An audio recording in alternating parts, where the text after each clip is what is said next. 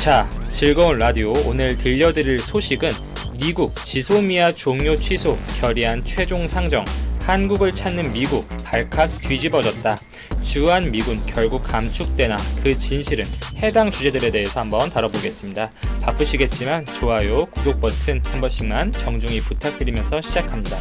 한국, 일본, 미국, 이 지소미아를 둘러싼 갈등이 심화되는 가운데 한국과 일본 간의 갈등에 대해서 소극적인 입장을 보였던 미 의회가 본격적인 액션에 나서면서 이목을 집중시키고 있습니다.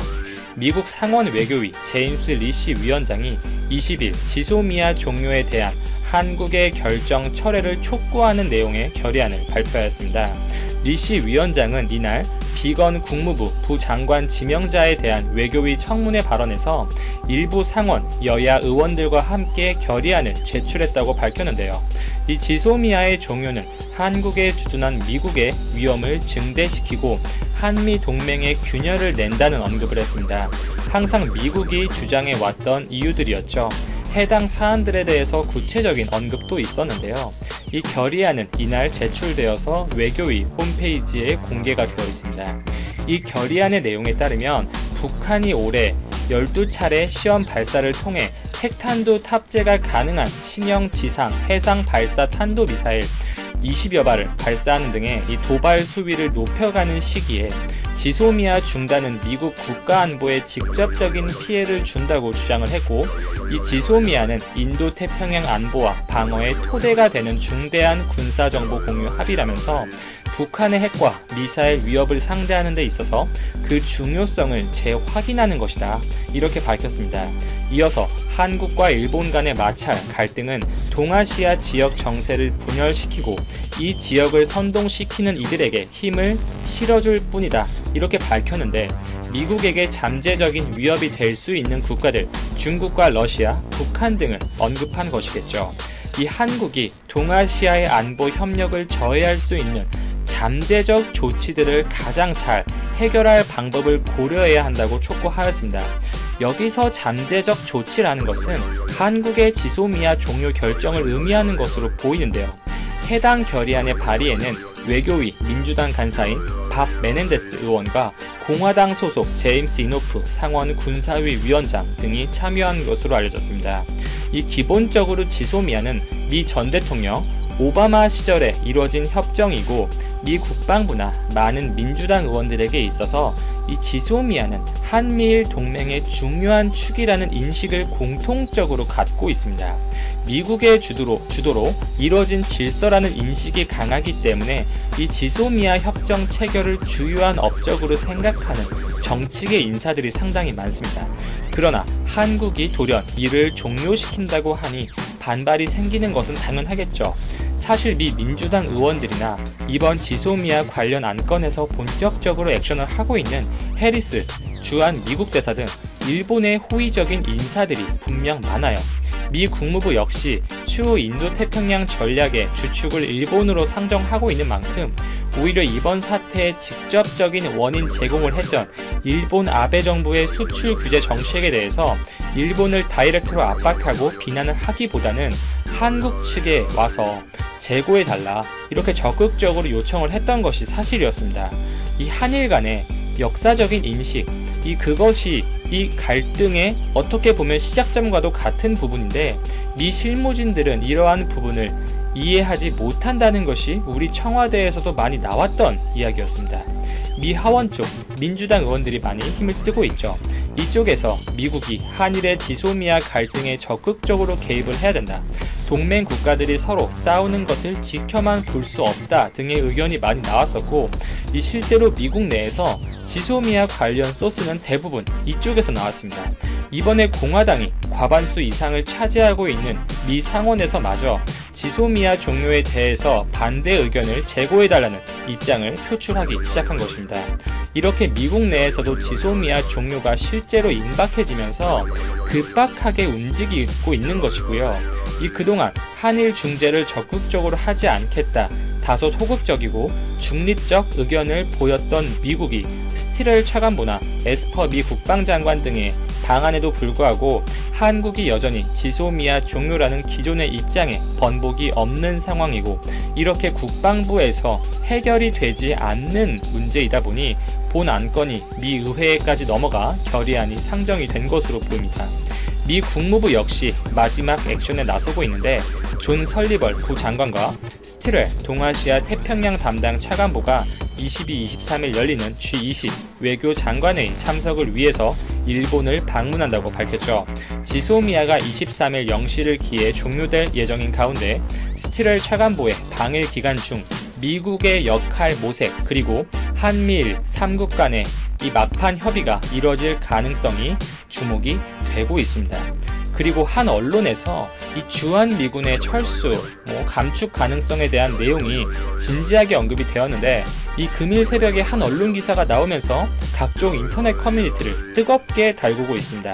한미 방위비 분담금 특별협정, 이 SMA 협상에서 한국이 미국의 방위비 분담 요구에 응하지 않을 경우 주한미군 한개 여단을 철수하는 방안을 검토 중이라는 내용의 보도였습니다.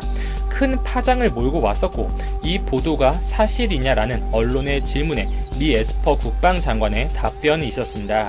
결론적으로 그러한 언론 보도에 대해서는 들어보지 못했다, 들어본 바 없다, 이렇게 확실히 선을 그었습니다. 로이터 AP통신의 보도에 따르면 에스퍼 장관은 이날 베트남을 떠나기 전에 기자들과 만나서 한미 방위비 분담금 협상 결렬 시에 주한미군 한개 여단을 철수한다는 한국 언론의 보도가 사실인지에 관한 질문이 있었고, 이 과장되거나 부정확하고 거짓된 기사를 매일 본다면서 보도 내용이 사실이 아니라고 공식 부인하였습니다. 협상이 실패한다면 미군을 철수한다는 위협이 있을 수 있냐라는 반복적인 물음에는 이것으로 동맹을 위협하지 않는다, 이것은 협상이다, 이렇게 답을 했으며, 이 미국이 한국의 방위비로 기존 분담금보다 5배 인상된 액수를 요구하면서 한미 분담금 협상이 불안정하고 표류하고 있는 상황이지만, 에스퍼 장관은 한미 동맹에 균열이 있다고 보지 않는다, 이렇게 덧붙였습니다. 사실 주한미군은 이 미국의 국익에도 부합되는 거예요. 이 한반도가 전략적 요충지이기 때문에 미국 입장에서 굉장히 중요한 지점인 것은 두 번 말해 입이 아픈 부분이고요. 다른 경제적인 관점에서 간단히 보더라도 이 주한미군 규모 2만 명 훌쩍 넘어가죠. 이 2만 명이 넘어가는 규모가 철수하면 타 지역이나 본국으로 배치를 해야 되는데, 이 정도 병력이 있을 만한 군 시설 모두 새로 건설해야 되고, 이 본국으로 배치한다고 가정을 하면은 미국에서 100% 주둔비 써야 되고, 혹여나 중국이나 러시아 등 미국의 잠재적인 위협 국가에서 대륙간 탄도 미사일을 쏜다고 가정을 하더라도 이 한국 기지에서 레이더로 탐지해서 요격을 시키는 것과 일본에서 시행을 하는 것과 이 물리적인 거리 차이가 명백하기 때문에 이 성공률 차이는 엄청나게 날 수밖에 없습니다. 주한미군 철수, 이것이 현실화가 되면 내년에 재선을 앞두고 있는 트럼프, 해당 문제로 엄청나게 압박을 당할 거예요. 이 지금 지소미아로도 미국 내에서 논란이 커지고 있는데, 이 주한미군 감축, 부분 철수, 이것은 이 앞의 사안과는 비교도 안 될 만큼 강력한 이벤트인 것이죠. 결국 한국 정부의 지소미아 종료 결정에 대해서 지금 한국과 일본 간의 이 경색된 관계에 대해 중립 기여를 박아놓고 있던 미국 내에서도 큰 이슈로 번지고 있는 상황임에는 분명해 보입니다. 이 공교롭게도 비슷한 시기에 미국 측의 과도한 방위비 분담금 문제가 겹쳤죠. 지소미아 종료와 이 방위비 증액 문제는 사실 별개의 사안이라고 보는 것이 맞아요. 이미 방위비 증액 압박은 일본의 수출 규제 시점 이전부터 있어 왔던 것이고, 그 전부터 해서 이 조짐이 있었어요. 또한 한국뿐만 아니라 일본이나 유럽에도 똑같이 미국이 압박을 가하고 있는 상태입니다. 오히려 미국이 지금 방위비 문제에 대해서 한국을 왜 이렇게 몰아붙이고 있느냐, 이 한국의 지소미아 종료 결정에 대해서 좀 괘씸해서 혹은 보복적인 차원에서 공격을 가하는 것이 아니라, 이 한국에게 이렇게 증액 압박이 성공하고 먹혀야 이후에 일본에게도 이 한국의 선례를 바탕으로 과감하게 요구를 할 수가 있는 거예요. 일본 역시 지금 방위비 4배, 5배 올려서 연 10조 이야기까지 나오고 있죠. 더 나아가 나토에 이르기까지 좀 이 나토까지 이 문제가 영향이 미칠 수가 있기 때문에 이 미국이 SMA 협상 중간에 자리를 박차고 나갈 만큼 한국에게 강경한 입장을 표출하는 것으로 저는 생각을 합니다.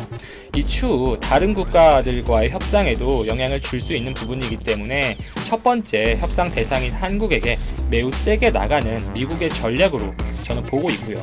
만약 일본과의 관계가 현재 나쁘지가 않았다면 이렇게 트럼프 행정부의 지나친 방위비 압박에 대해서 일본과 입을 맞추고 행동을 맞추고 같이 대항을 할 수 있는 부분이 있었을 텐데 그 점에서는 분명 현재 어려운 부분은 있어 보입니다. 자, 지소미아 종료가 이틀 앞으로 다가왔습니다. 시계는 급박하게 돌아가고 있고 과연 우리 정부는 어떠한 결정을 내릴까요?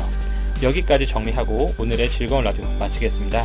오늘도 제 방송을 들어주셔서 진심으로 감사드립니다.